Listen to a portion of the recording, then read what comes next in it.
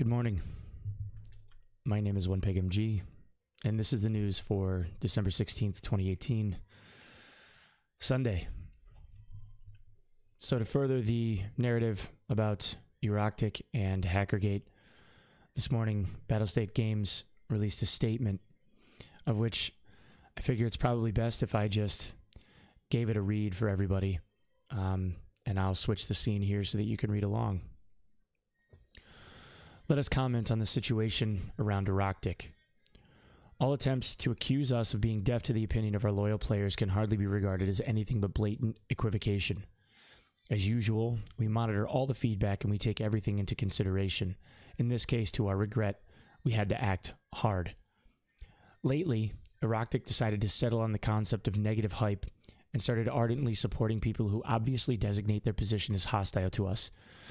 Eroktic released a video in which he, in a tendentious manner, accused us of incompetence that allegedly led to a leak of 2 million profile credentials.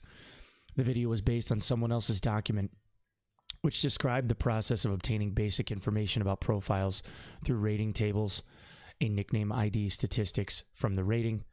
Nevertheless, after our check, we were convinced that no leaks have ever happened. Eroktic began to spread rumors that cheaters can steal your account and get you banned for cheating. All of this was and remains false. Eroktic released the next video without regard to our further actions and tried to make a show of this situation. He broadcasted video from YouTube, which was done on Twitch, allegedly proving that leaks existed and that 90% of all game profiles have already been banned. Again, he made this video in the most disrespectful and cynical manner. To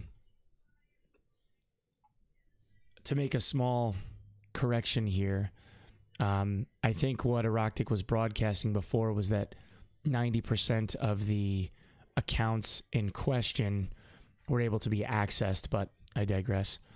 We conducted our investigation and were convinced that this video is also a complete lie. According to the bits of information in the video, we found out which profiles were compromised.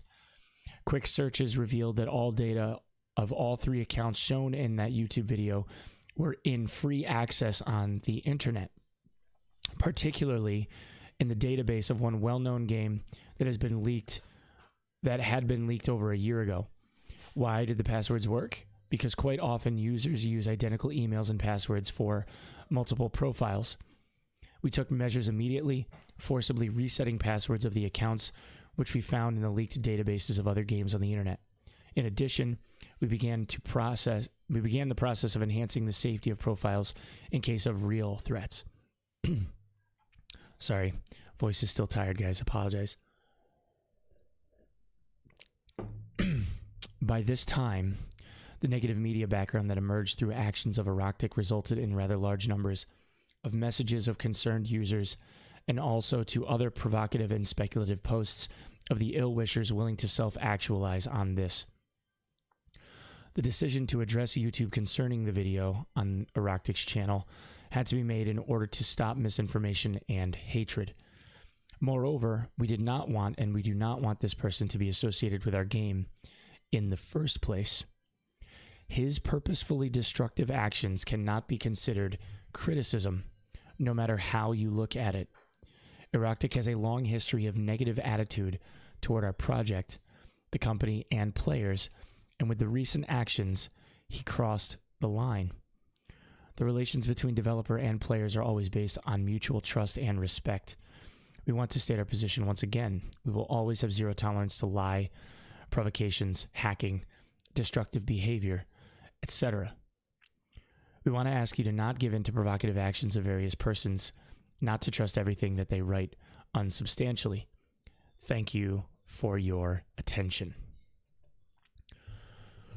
So, I suppose now the question is, if the next YouTuber like Eroktic were to come along, for instance, Big Fry, who posted a video last night in defense of this, and more or less said F you regarding the development team, if there are continuingly critical videos regarding the game, how does BSG look at that?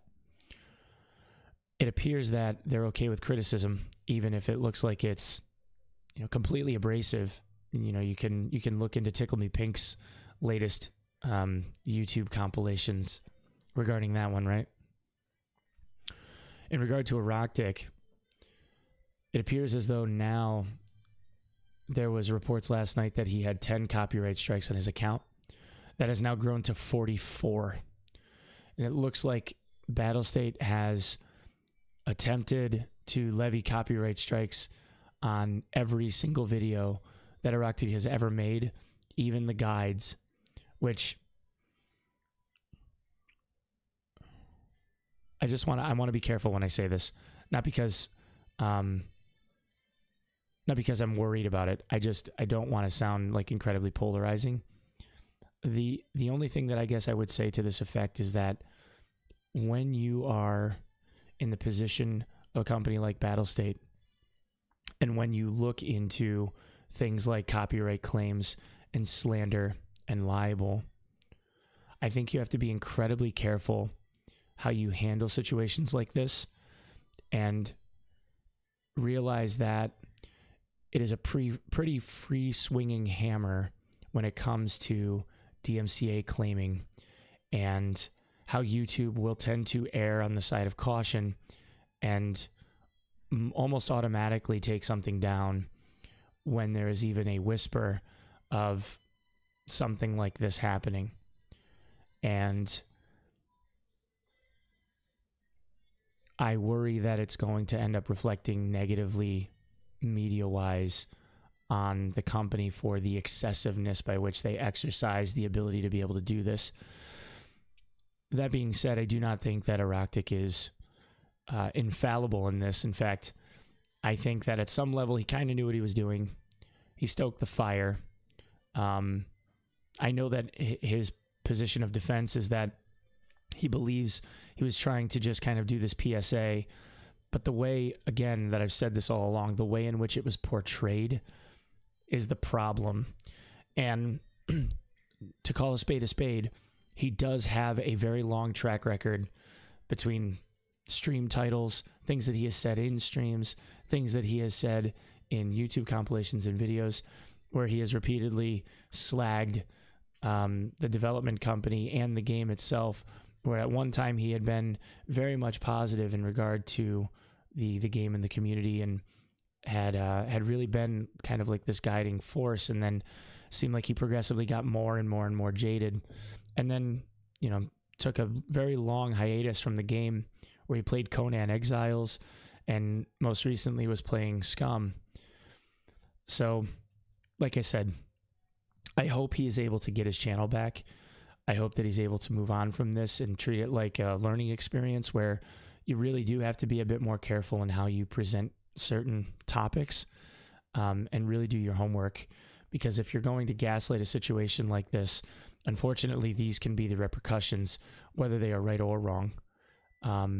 But my message to Battlestate in this case would be just from a PR perspective, to exercise caution with the excessiveness by which you exercise your ability to do things like this, because as we all know, to rectify the situation will definitely take time on both sides.